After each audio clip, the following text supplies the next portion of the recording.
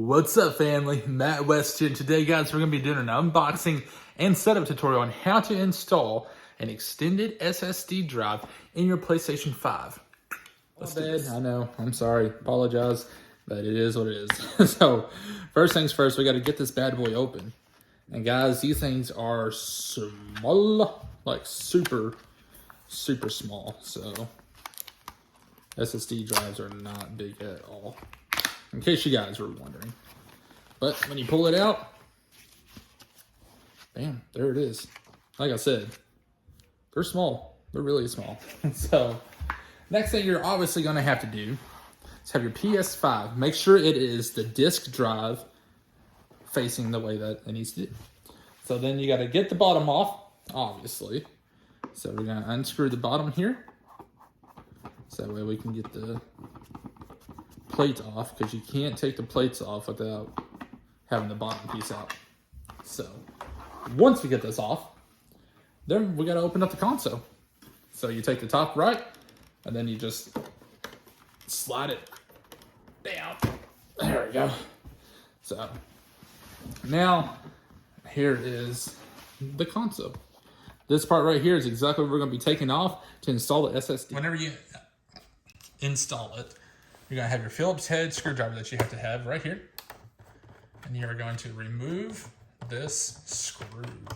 Guys, doing this is super simple. And what I like about this SSD compared to the Xbox Series X is that the Xbox Series X is only one SSD that you can install, compared to the PlayStation, where you got a couple different options. So inside here, you're going to see a bunch of different ones. You're going to see these screws over, this screw over here, this screw over here, that's in here, and we're going to want to take that out. So this will be the screw that you use to put in your SSD.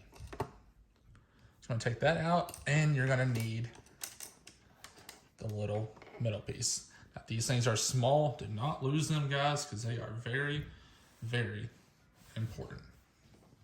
So anything you're going to do is take your SSD, make sure it's this way facing.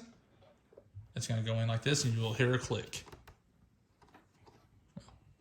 Sometimes you'll hear a click, but it definitely went in. So that's the plus side. So if you don't think it did, yeah, it definitely went in. So if you can't pull it out, then it's it. So then you want to move this down low, and you want to take the spacer, and you're going to want to slide it in between the hose. So this right here, well, I'd say that.